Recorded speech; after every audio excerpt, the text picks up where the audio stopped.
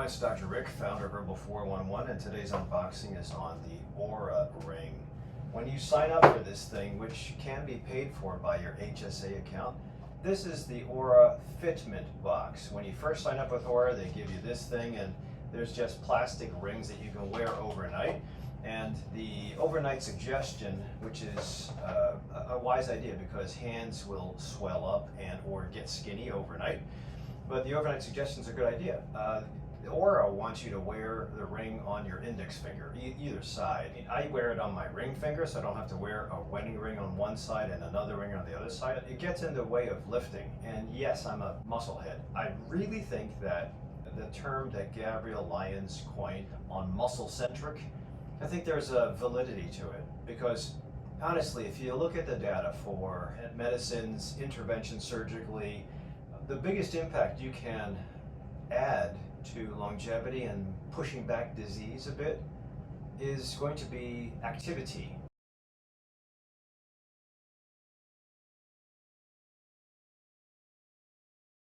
Activity is the easiest thing to trigger. You kind of have to learn it, but once you learn it, you can sustain it. And I think it's a lot more impactful than nutrition. Nutrition is also very important. But in many cases, especially if you're on the standard American diet, all you have to do is move away from sugar, refined grains, or ultra-processed foods, and already you're going to be cruising at a pretty decent altitude of health.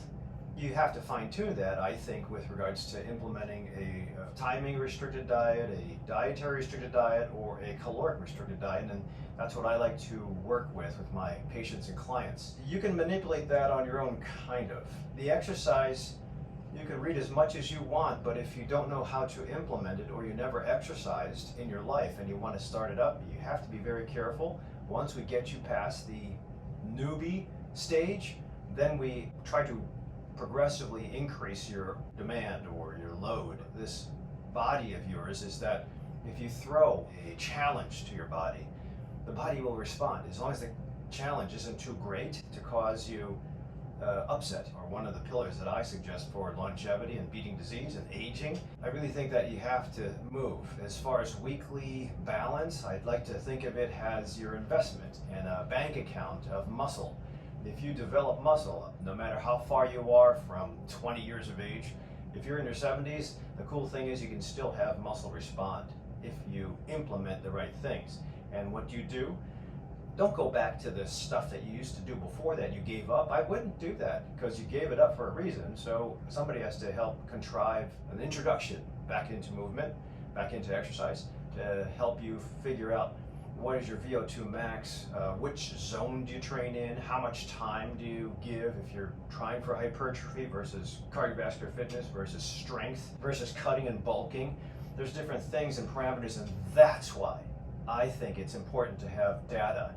I try to gather up as much information as possible, give us at least as many bullet points as possible to give you direction. The information that's available on the internet is just fantastic, but you have to have somebody translate it for you. If you kind of cherry pick your own ideas, you might be doing the wrong things. This Oura Ring is a bit expensive. It's 300 bucks. This is the ring, comes in a box like this. It's pretty cool. You can see the probes on the inside there that usually light up. You put it on your finger, you wear it for about the first 19 days, and it gives you a baseline as far as your chronological age. I just bought this because when I work out and lift, I don't want this scratch up my ring, so rubber. I got this on Amazon.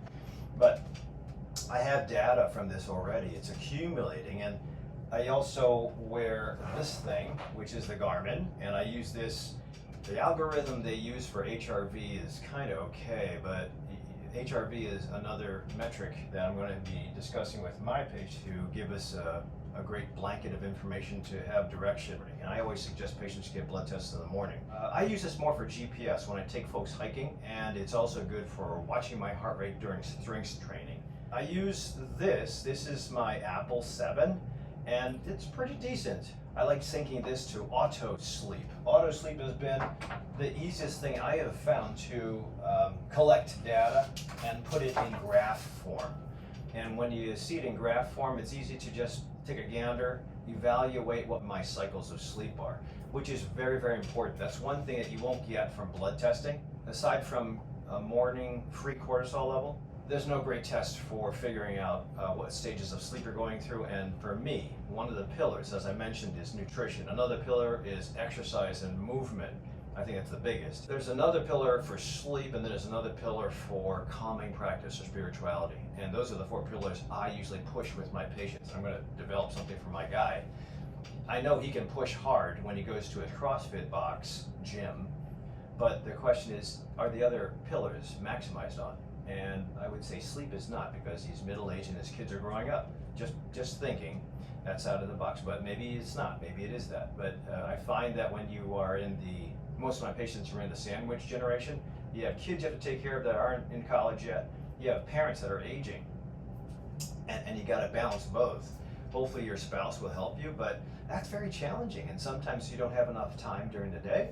If you have a 40 to 50 hour work week, and you have to give up on something, and I don't want you to give up on sleep. I was of the generation where a lot of my professionals said, I'll sleep when I'm dead, and I think that when you choose that saying, you also will bring dead faster, because lack of sleep or cutting back on sleep, even if you push the envelope with caffeine, all you're doing is stimulating the root cause of early death and disability and dementia. And you also need sleep to recover from exercise. So if you don't have the total amount of hours, percentage of REM, percentage of deep, in addition to getting that into a rhythm where it helps to repair the muscle and also helps to repair brain. The last one I have is the Fitbit. And the Fitbit I did a video on before. This I got it when I went to Antelope Canyon. I forgot my Garmin and I wanted this thing to track. It was pretty decent, 130 bucks, Fitbit 5 charge. I think it has GPS, but the way it interprets the data is, it's okay.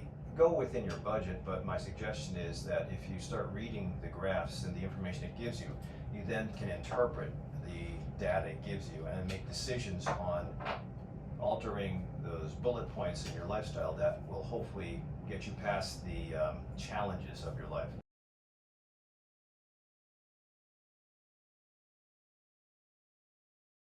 Hormesis is when your body gets thrown a challenge and then the body reacts to the challenge by hopefully getting stronger for the next exposure. As far as the Oura, I love the data on the Oura. I like the wearability, it's really easy. I'm tracking my sleep, I'm tracking my HRV, I'm making adjustments, and I think using all that information will empower you and your doctor, or you and me, to move forward and get past the speed bumps of the diseases that are coming, or just prevent the diseases. But it's always harder to get people to invest in something they haven't felt or seen. Trying to sell somebody on, I need you to build up muscle and add to that muscle bank for later, and it's kind of tough, especially when you're taking care of your parents, or taking care of your kids, or taking care of finances, or trying to grow a business, make your calling your career. I'm in the same bucket. I'm always trying to fine-tune this thing, but being 62, unfortunately, I'm not going to retire. 72 is where I'm probably going to do that. I have 10 years, a decade, that a whole bunch of crap can happen, so I am investing in my muscle bank, my sleep bank.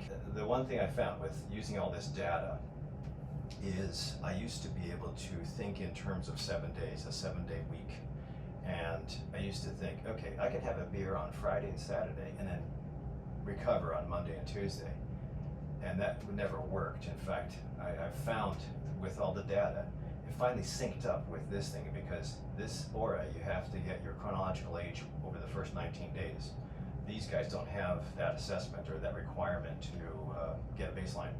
But after I'm on my, say, I think 12th day, and I don't want to take any alcohol, I'm trying to maintain the regiment of sleep, wake, exercise, and then the food in between. And I'm trying not to alter anything, not to introduce any new vitamins.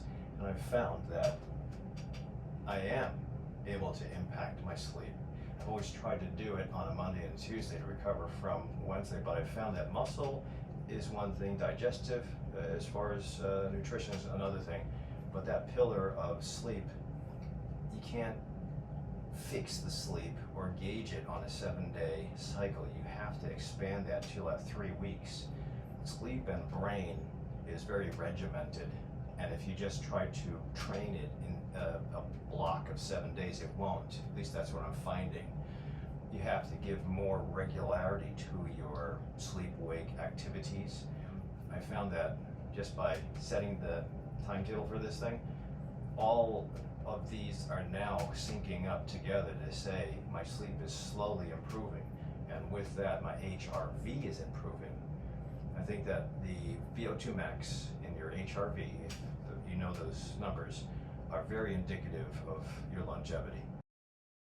The objective is to get as much information as possible. If you do have a wearable device, try to use the wearable device to figure out what your HRV is. Try to hit your VO2 max, and a lot of my cyclists will know these numbers, but if you don't, then you come and see me and you try to figure out, in addition to the blood tests, how can we optimize things with regards to your lifestyle, your day, your night, and make it so that you can beat the diseases and reverse them. So thanks for watching up to this point in time. If you have any questions, put them in the comments section. Otherwise, consider subscribing, because I'll be doing my next video on HRV. I already did a Zone 5 and VO2 Max video, but I'll combine a couple things and I'll get you empowered. Thanks for watching.